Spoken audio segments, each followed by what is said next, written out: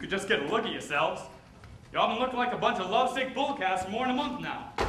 You boys are so sweet on those girls. Why don't you do something about it? Why don't you go marry her? The townspeople won't even let us into town. Yeah. How can we marry him if we can't court him? Yeah. Court him? Who said you had to court him? Millie says we did. Millie?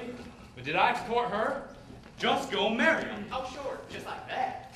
They wouldn't let us marry them for 1,000 years. Yeah. Yeah, well, why don't you do like them Romans did with them Sobbin women, or Sobbin women, or whatever you call them? Been reading about it here in Millie's book. Them Romans was in the same fix you was in. They was opening up new territory and women was scarce. Now there was these Sobbin women downtown. What did them Romans do? Well, they up and carried them off. You can't do as good as a bunch of old Romans, but you ain't never heard of mine. Of course, this being Oregon and God-fearing territory, you'd have to capture a parson along with them. Them Romans, they the ones that settled up north of here? Oh, no, Frank. Those were Mormons. This was in olden times.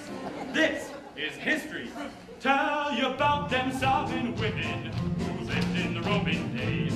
It seems that they all went swimming while the men was off to graze.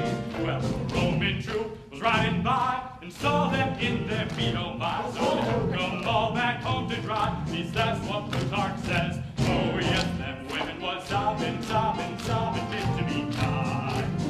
Their muscle was throbbing, throbbing from that riotous ride.